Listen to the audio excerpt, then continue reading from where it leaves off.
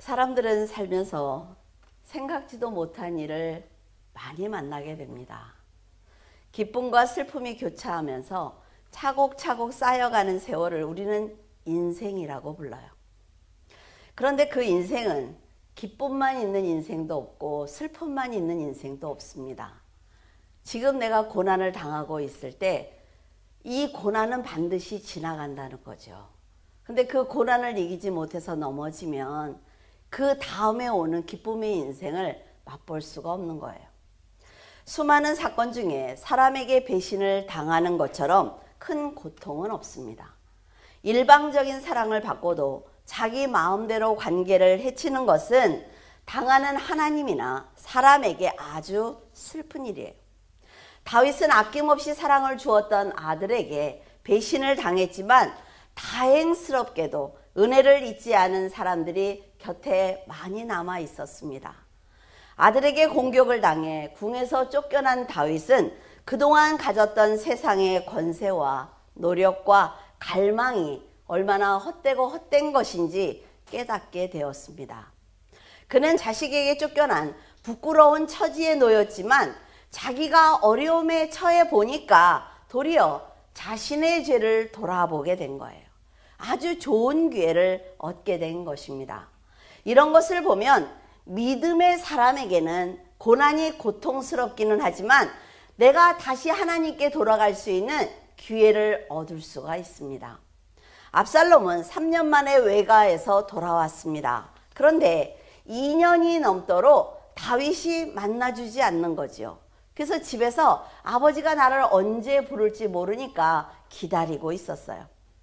그는 자신을 부르지 않는 아버지의 아픔을 이해를 해야 된다는 거죠. 그 2년 동안에, 아니 외가에 있을 때 3년 동안에 아버지가 나로 인해서 얼마나 아프실까라는 생각을 했다면 이런 행동을 하지 않았을 것입니다. 그런데 아버지의 그 아픔이 나를 무시한다는 생각을 한 거예요. 그래서 나를 부르지 않는다라는 생각을 한 거지요.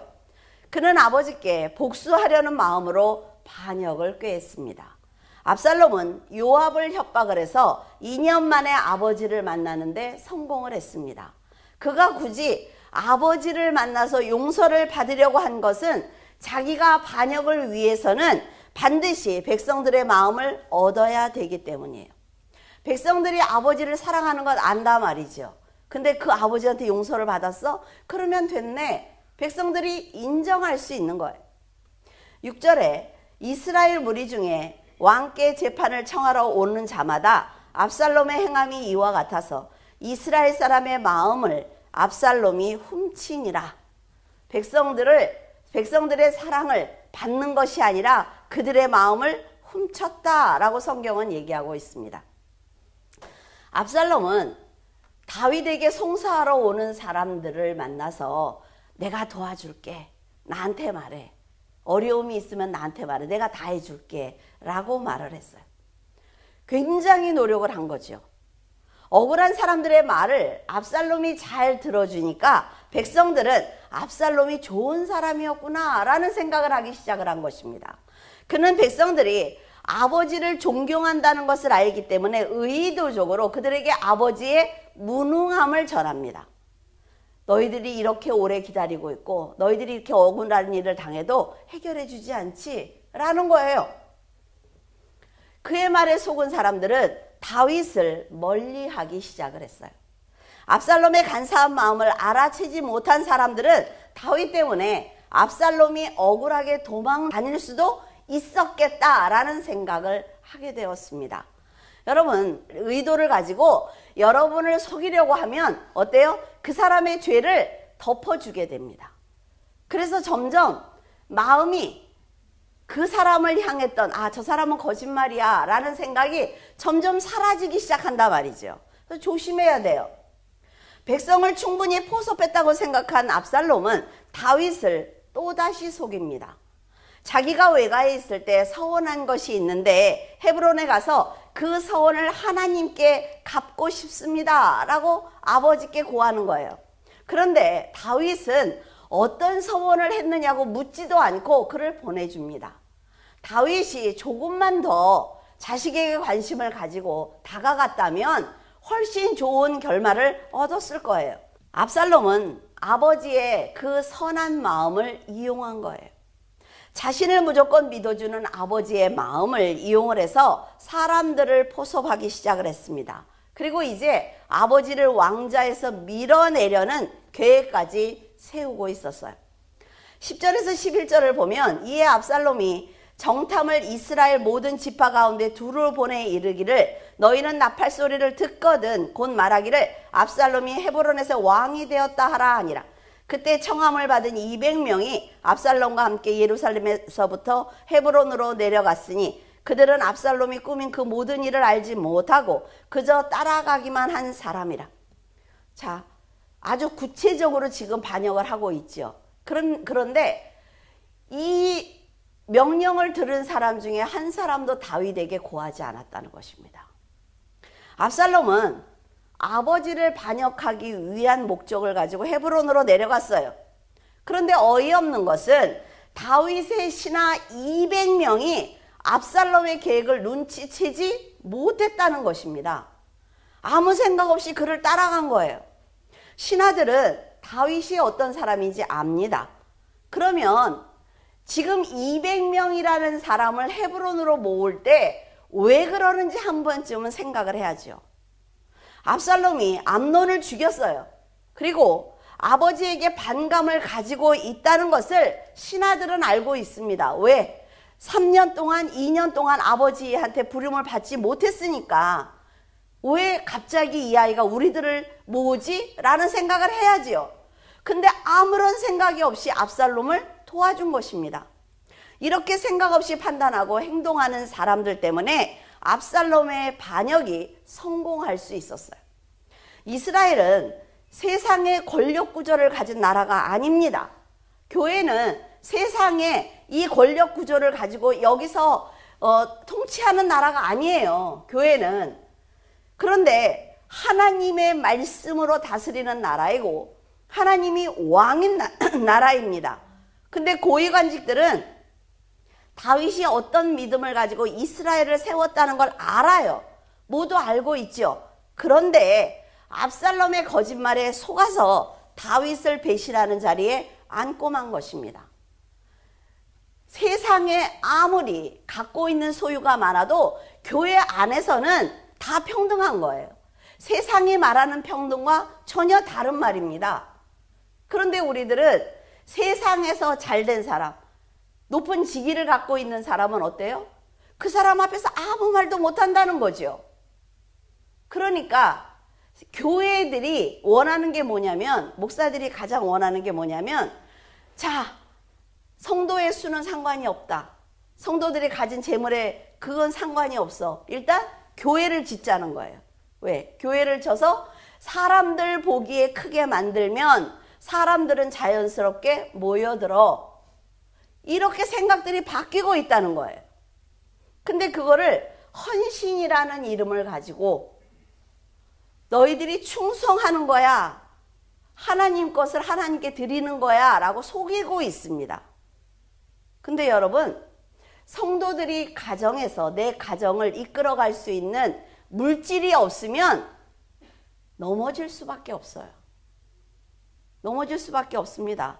잘 분별하셔야 된다는 거예요. 자, 성도들이 영을 분별하지 못하고 믿음으로 올바로 판단하지 못하면 교회가 분열됩니다. 그리고 많은 영혼이 무너질 수밖에 없어요. 그랬다고 여러분들에게 헌금을 하지 마세요? 이런 얘기 아니에요. 여러분의 믿음을 성장시키는 것이 너무나 중요하다는 얘기를 하고 있습니다. 어리석은 사람들이 악한 영에 붙들리게 되면 예수님의 몸된 교회를 분열시키는 행동을 하기 시작을 합니다. 말씀드렸죠. 교회는 성령만 역사하는 곳이 아니에요. 악령이 같이 역사하는 곳입니다. 세상은 이미 악령이 점령을 했지요. 근데 교회는 함께 역사를 하기 때문에 성도들이 어떤 믿음을 가지고 내가 성령을 선택할 것인지 악령을 선택할 것인지 여러분들이 믿음으로 성장하지 않으면 분별할 수 없다는 거예요. 하나님의 뜻에서 벗어난 본이 되지 못한 목회자와 직분자들이 도리어 귀한 영혼들이 구원을 받지 못하도록 천국의 문을 막고 있습니다. 교회는 성령과 사탄이 함께 역사하기 때문에 성도들이 진리의 영을 분별하지 못하면 다른 사람들의 영혼은 물론 자신의 영혼까지 지옥에 떨어뜨리게 되는 거예요. 여러분, 잘 아셔야 돼요. 물줄기 교회만 말씀이 있는 것 아닙니다. 하나님께서 숨겨놓은 7천인이 분명히 있어요. 그래서 세상 곳곳에서 많은 교회들이 그 영혼 구원을 위해서 일하고 있습니다. 그런데 꼭 나가시는 분들이 하는 얘기가 있어요. 물줄기 교회만 말씀이 있어? 한 번도, 단 한 번도 그렇게 말한 적이 없는데도 꼭 그 얘기를 해요. 그래서 제가 생각을 해봤어요. 왜 그럴까? 생각을 하니까 세상의 말을 하지 않고 성령의 말만 하니까, 성경의 말만 하니까 이것이 굉장히 강하구나, 성도들이 받을 때. 그래서 설교를 저도 막 이렇게 비유를 넣어요. 막 이렇게 목사님들이 그 비유책이 있어요. 그래서 그걸 넣었는데 한 번, 두 번, 한 번, 두 번 걸르다 보면 그게 다 잘라내고 없어. 또 나중에 마지막에는 그냥 말씀만 듣고 하나님의 나라가 어떤 것인지, 하나님이 우리에게 주시는 말씀이 무엇인지 알고 깨달으면 된다는 거예요. 자, 훗날 압살롬을 따르던 사람들은 사망에 빠졌습니다. 다윗을 따른 사람들은 다시 궁으로 돌아오는 축복을 받았지요. 이걸 보면 자신이 머물 자리를 잘 분별하는 것이 얼마나 중요한지 알 수 있다는 것입니다. 다윗은 비록 죄를 지었지만 하나님의 뜻을 아는 사람이에요. 그러니까 자기와 함께한 백성들이 악한 길로 가지 않도록 회개하는 것입니다. 압살롬은 다윗에게 반감을 가지고 있던 아히도벨과 함께 반역을 꾀했습니다.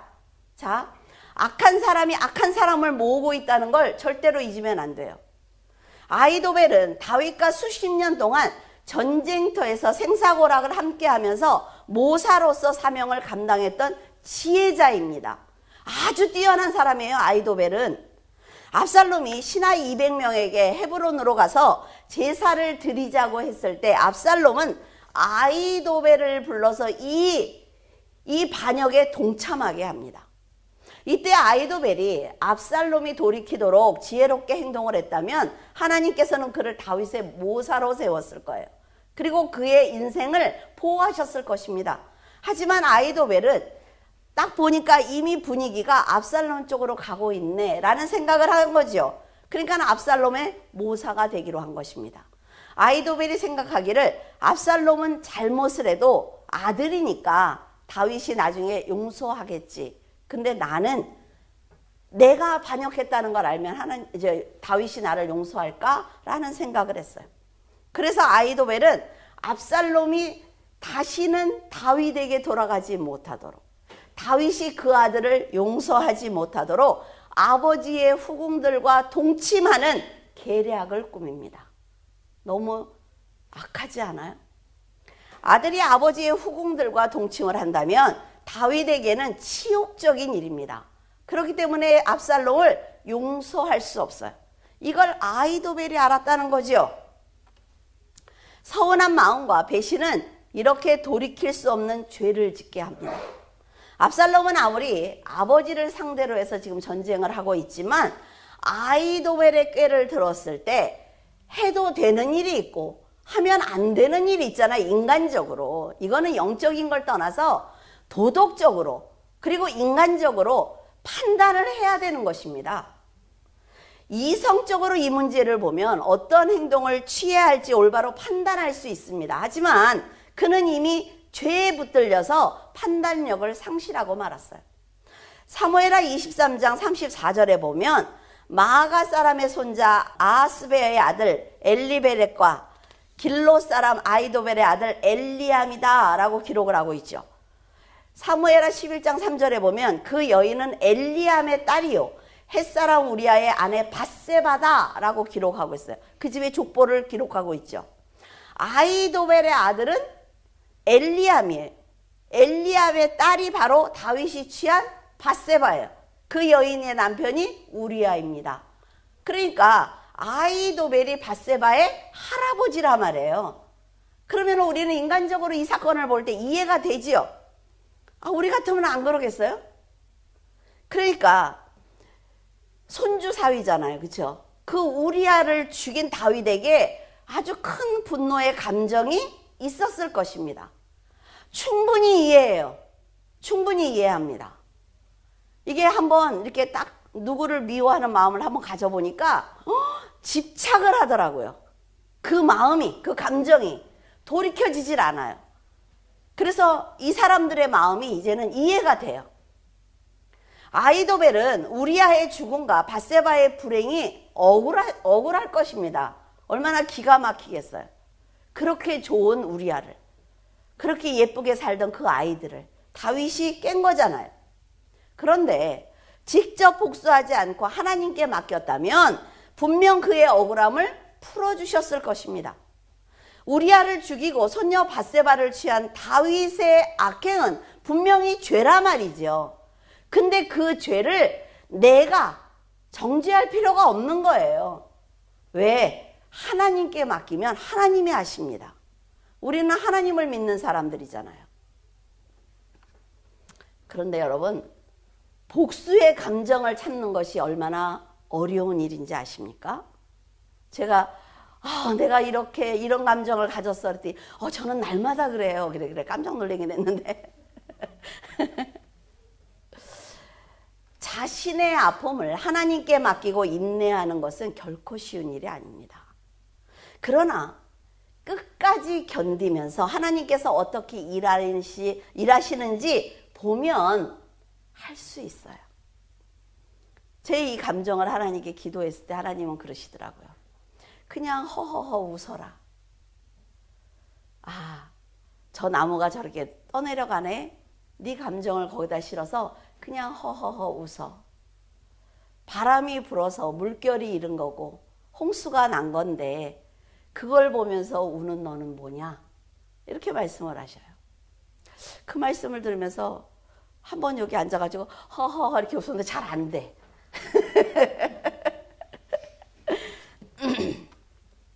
만약 다윗이 이런 아히도벨의 극심한 고통을 알고 그를 위로했다면 어땠을까라는 아쉬운 마음이 들었어요. 이렇게까지 비극적인 일은 일어나지 않지 않았을까라는 생각을 해보았습니다. 다윗의 우유부단한 성격이 또 한 사람을 악한 길로 몰아넣고 만 거예요. 다윗에게 악감정이 있는 아히도벨을 압살롬은 반역의 도구로 사용했습니다. 그래서 여러분이 아픈 마음을 들키면 악한 자들은 그걸 탁 잡는 거예요. 그래서 하나님께 다 맡기고, 물론 아파요. 그러나 하나님께 맡기고 내 그 악한 감정, 복수심, 억울함 이런 걸 드러내지 않으면 악한 자들이 잡지 못한다는 것입니다. 다윗은 압살롬이 반역했다는 말을 들었습니다. 근데 아버지로서 생각한 거지요. 왕으로서 생각을 합니다. 만약 그와 전쟁을 하면 무고한 백성들이 많이 죽을 텐데 이걸 어떻게 해야 하지? 라는 고민을 했어요. 그래서 그는 궁을 떠나기로 했습니다. 다윗은 여기에서 또 한 번의 큰 실수를 하게 됩니다. 나단 선지자를 통해서 뭐라 그랬어요? 네 아내들이 백주의 이웃에게 빼앗길 것이다 라고 분명히 얘기를 했습니다. 그러면 아내들을 다 데리고 가야지. 왜 후궁들을 남기고 가요? 너무 많아서 그랬나? 너무나 안타까운 거예요. 이걸 읽을 때 선지자의 말씀을 듣고도 생각 없이 행동을 하다가 계속 일을 만들고 있는 것입니다. 아히도벨은 자신의 복수를 위해서 백주의 백성들이 보는 앞에서 아버지의 후궁들과 압살롬을 동침시켜요. 이걸 영화로 여러분 생각해 보세요. 얼마나 추한가. 복수심이 극에 달하자 죄가 되는 행동을 서슴없이 하는 것입니다. 사탄에게 마음을 빼앗기면 아버지의 아내를 범할 정도로 인간은 악해질 수가 있어요. 요새 뉴스 보세요. 부모를 살해하는 사람들이 얼마나 많습니까? 정말 기막히지 않아요? 근데 여러분, 그것보다 더한 죄도 지을 수 있는 게 사람이에요. 그런데 전세가 역정되었을 때 군사들에게 압살롬을 죽이지 말아달라고 간곡히 부탁하는 다윗을 보면 그가 아들을 얼마나 사랑했는지 알 수가 있습니다. 이게 부모예요. 다윗은 아들에게 쫓겨나면서 아마 이런 생각을 하지 않았을까라는 생각을 했어요. 압살롬의 배신으로 아파하는 자신처럼 자기가 하나님께 복을 받고 삶이 평안해지자 하나님을 쉽게 배신했단 말이죠. 그런 나의 모습을 보시는 하나님은 얼마나 아팠을까라는 생각을 한 것 같아요. 아들과 싸울 수 없어서 궁을 떠나는 다윗을 많은 사람들이 따랐습니다. 그들은 손익을 따지지 않고 다윗에게 받은 은혜를 갚기 위해서 편안한 삶을 버리고 목숨을 바칠 각오로 다윗을 따라간 것입니다. 다윗을 따르는 사람 중에 블레셋 사람 이때가 있었어요. 그는 요압과 아비새처럼 장군이었습니다. 본국인 블레셋 가드에서 대단히 용맹을 펼쳤던 큰 용사였어요. 다윗에게 은혜를 입고 이스라엘로 귀화한 이때가 600명의 군사를 데리고 다윗을 따라 나가겠다고 하자 다윗은 이때가 곤경에 처할 것을 염려해서 그냥 궁에 남아라 라고 얘기를 합니다. 이게 대단한 거예요. 그래서 이 사람이 이때를 대하는 걸 보면서 다윗이 돌이켰구나 라는 것을 알 수가 있죠. 지금 피난을 떠나는 입장에서 자신의 안전을 지켜줄 수 있는 사람입니다. 600명이면 굉장한 군사죠. 그런데 그들의 생명을 먼저 생각해 주는 것입니다. 다윗은 이 전쟁이 사람의 의지나 계획대로 되는 것이 아니라 하나님께서 도와주셔야만 끝나는 전쟁이라는 것을 알고 있었습니다. 그래서 큰 힘이 될 수 있는 이때를 돌려보내기로 결단을 내린 거예요. 다윗이 혼자 도망을 가도 하나님께서 함께 하시면 죽지 않는단 말이죠. 이 인원이 군대가 이게 필요한 게 아니라는 걸 알고 있었다는 거예요. 이게 대단한 것입니다. 그런데 이때도 더 멋있는 사람이에요. 자신의 안전을 염려하는 다윗에게 이 전쟁에는 제 도움이 반드시 필요합니다. 그러면서 같이 가겠다고 합니다. 여호와와 내 주 왕의 사심으로 맹세하는데 왕께서 어느 곳에 계시든지 그리고 내가 죽든지 살든지 나는 왕과 함께 있겠습니다 라고 말을 해요. 굉장히 멋있지 않습니까? 이때는 지금 다윗을 따라서 궁에서 나가면 어쩌면 영원히 돌아오지 못할 수도 있다는 걸 압니다. 그런데 다윗을 배신할 수가 없었던 거예요. 다윗이 지금까지 자기와 백성들에게 어떤 은혜를 베풀었는지 알기 때문에 충성을 맹세한 것입니다. 눈앞의 이익과 인간의 감정보다는 은혜를 갚기 위해서 자신의 편안함을 포기하는 이때가 얼마나 성숙한 인격을 가졌는지 우리는 알 수가 있습니다. 아히도벨은 인간의 본능에 충실했기 때문에 배신했지만 이때는 하나님께서 다윗과 함께 계신다는 것을 알기 때문에 망설이지 않았어요. 이때가 다윗이 지은 죄를 모를까요? 다윗이 무슨 죄를 했는지 모를까요? 알아요. 근데요, 아주 중요한 행동을 합니다. 다윗의 죄는 하나님께서 치리하실 것이고 자신은 다윗에게 받은 은혜를 갚겠다는 것입니다. 그래서 다윗과 동행하는 거예요. 지금 피를 나눈 아들은 아버지를 버렸습니다. 근데 받은 은혜를 잊지 않고 감사하는 이방인 이때는 다윗을 지키는 웃지 못할 일이 지금 벌어지고 있는 것입니다. 이런 것을 보면 은혜를 갚는 마음은 교육을 시켜서 되는 것이 아니에요. 타고난 인성입니다. 사랑을 많이 받아도 배신하는 가룟 유다가 있죠. 이방인인 이때처럼 잠시의 은혜를 잊지 않고 갚는 사람도 있습니다. 이게 무슨 차이일까요? 저는 그들의 성품의 차이라고 생각을 해요. 이처럼 택함을 받은 유대인들은 예수님을 죽였지만 이방인인 성도들은 지금도 예수님의 은혜를 알고 섬기고 있습니다. 그리스도를 중심으로 영원한 나라를 보느냐 아니면 인간의 중심이 되어서 내가 세상을 보느냐의 차이가 이렇게 엄청난 결과를 초래하는 것입니다.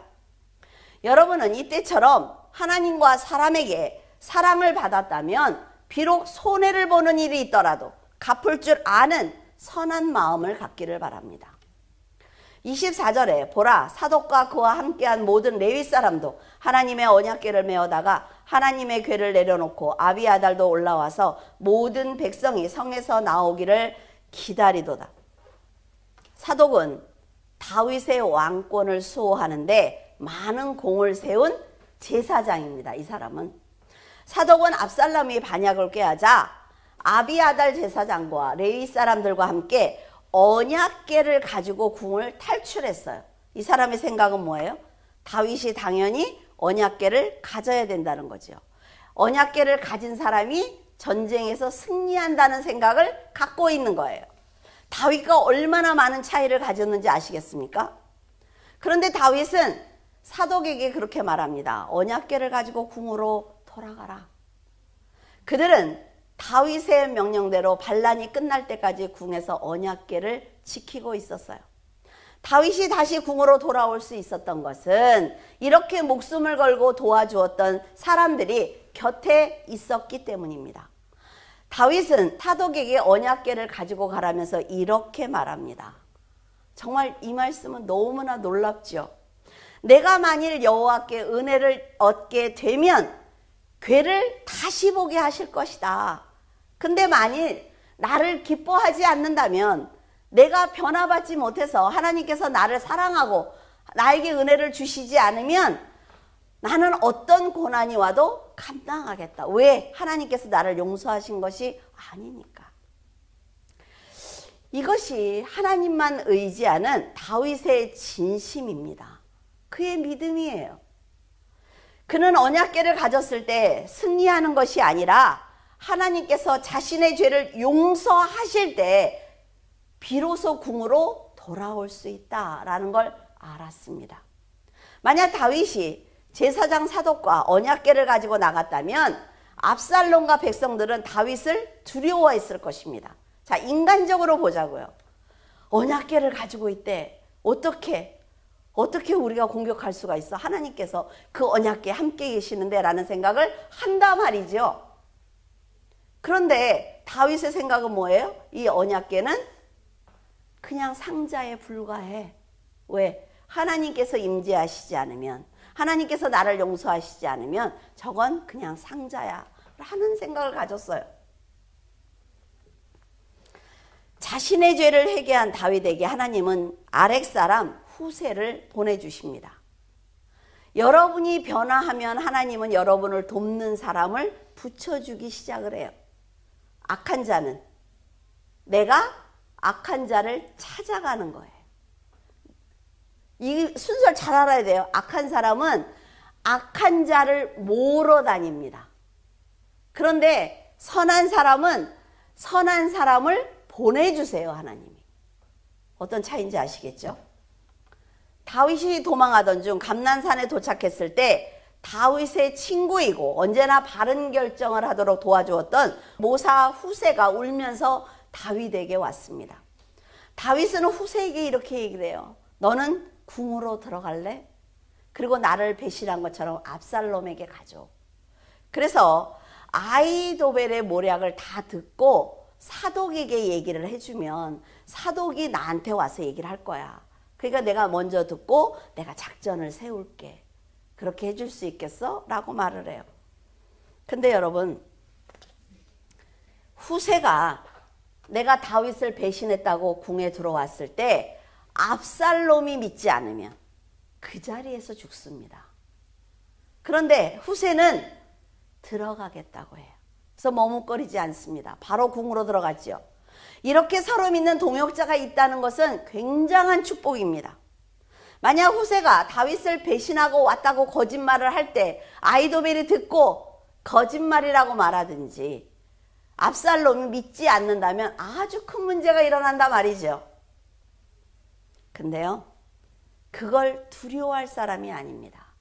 후세는. 왜냐하면 그는 다윗도 사랑했지만 하나님을 사랑했어요. 이것이 하나님께서 이루시고자 하는 그 역사의 한 줄기라는 것을 후세는 알았던 거예요. 그래서 후세가 최선을 다해서 그 일을 감당합니다. 후세가 해야 될 일은 단 하나, 아히도벨의 계략을 패하게 하는 것입니다. 아히도벨의 성공은 곧 다윗의 죽음이지요. 이스라엘의 패망입니다. 다윗의 짧은 인생을 들여다보면 정말 많은 사건들이 거미줄처럼 얽혀 있습니다. 우리는 그냥 다윗을 보면서 이스라엘의 위대한 왕, 멋진 왕, 하나님과 마음이 합한 자, 하지만 그도 인생이라는 거예요. 많은 일들이 그의 인생에 있습니다. 자신의 죄, 아니면 다른 사람의 죄, 그것이 다 얽혀서 그의 인생이 있어요. 다윗이 부족하다는 것을 알면서도 그를 돕는 것이 곧 하나님이 일이라는 것을 믿음으로 돕는 사람이 있는가 하면 다윗의 일방적인 사랑을 받고도 다윗을 도리어 해치려는 사람도 있습니다. 이게 인생이에요. 여러분도 성경을 통해서 알겠지만 다윗이 준 사랑은 결국 뭐예요? 내가 하나님께 받은 사랑을 나누어 준 것입니다. 어떻게 알아요?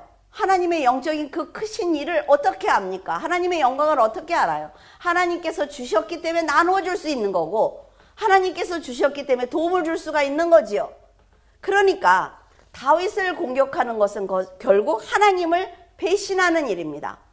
여러분들이 선한 믿음을 가지고 하나님의 말씀을 가지고 살아갈 때 여러분들이 준 사랑을 공격하거든 그것은 하나님을 공격하고 하나님을 배신하는 일입니다.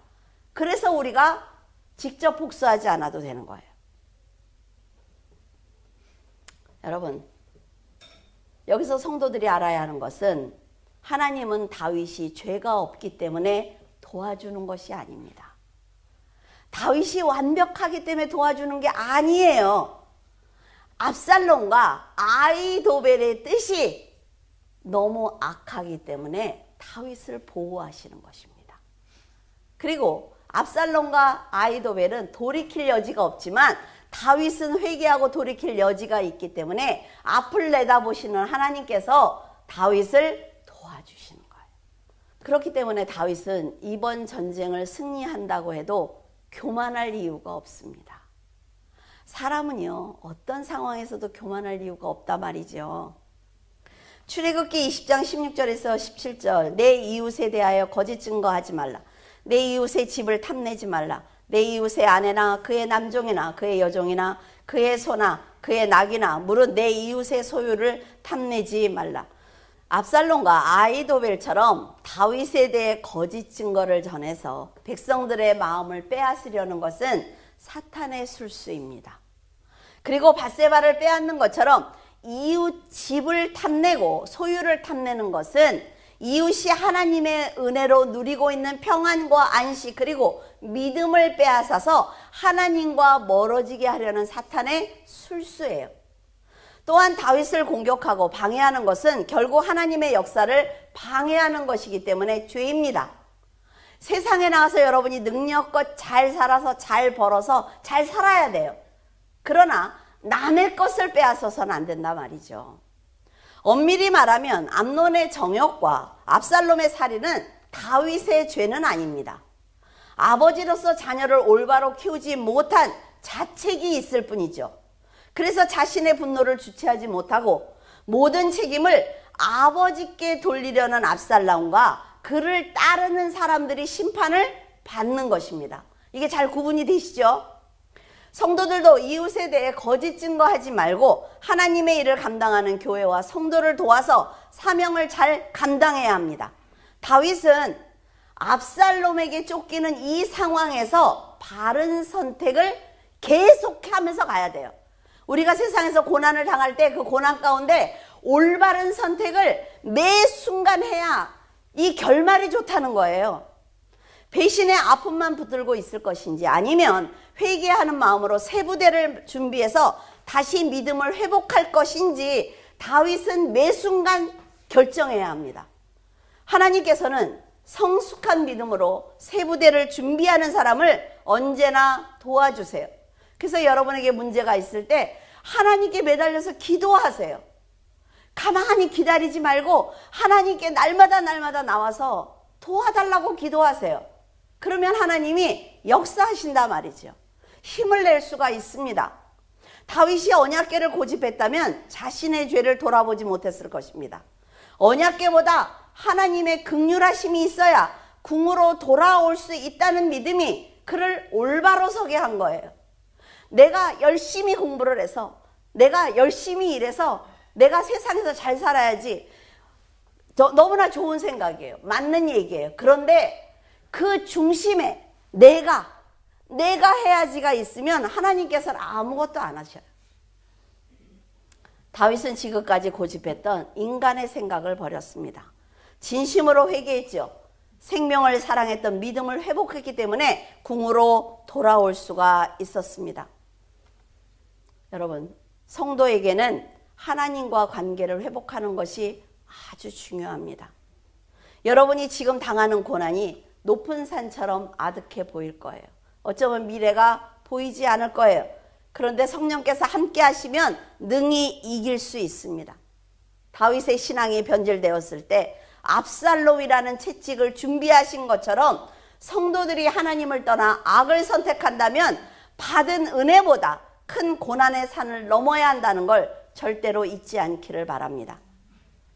여러분, 하나님께서는 상대의 탓을 하지 아니하고 피해의식이나 열등의식에 사로잡혀서 온전히 문제를 파악하지 못하는 사람에게 지혜를 주시기를 원합니다. 그래서 우리가 우리의 죄를 안다면 하나님께서 지금 나를 치리하고 계시는구나 라는 것을 알 수가 있어요. 이렇게 회개한 사람이 지혜이고 축복을 가진 사람입니다. 여러분도 언약궤를 돌려보낸 다윗처럼 하나님만 의지한다면 하나님께서 다윗처럼 여러분을 보호해 주실 것입니다. 여러분이 순종하는 자가 되기를 원해요. 그리고 믿음이 회복하는 자가 되기를 원합니다. 여러분이 세상을 살면서 분명 어려울 것입니다. 그리고 여러분의 인생도 녹록지 않을 거예요. 그러나 그것이 인생이에요. 아픔과 슬픔이 있고 고난과 기쁨도 있어요. 그 모든 것을 가지고 하나님 앞에 나 자신을 보여드릴 때 하나님께서 가장 합당한 곳으로 여러분들을 인도하실 것입니다. 하나님의 은혜를 잊지 않는 귀한 자녀가 되기를 바랍니다. 기도하겠습니다. 사랑의 하나님, 감사를 드립니다. 저희들이 올바른 삶을 살 수 있도록 말씀을 주시고 칭찬과 책망을 위해 법을 세워주시니 감사합니다. 법을 지키기 위해서 노력했던 다윗은 하나님의 형상을 닮아가는 것을 볼 수 있습니다. 하지만 법을 어겼을 때 그는 추하게 변했고 죄를 짓는 것을 두려워하지 않았습니다. 저희들 다윗을 보면서 스스로의 삶을 돌아보기를 원합니다. 하나님, 저희들도 하나님의 형상대로 선한 삶을 살기를 원하며 법을 어기지 않는 자녀로 살기를 원합니다. 하나님과 사람에게 부끄럽지 않은 하나님의 백성이 되게 하시고 온전한 말씀을 정직하게 전하는 저희들이 되게 하여 주시옵소서. 세상은 하나님의 법을 어기고 인간의 가장 추한 민낯을 드러내고 있지만 성도들은 영으로 분별하게 하여 섞이지 않게 도와주시옵소서.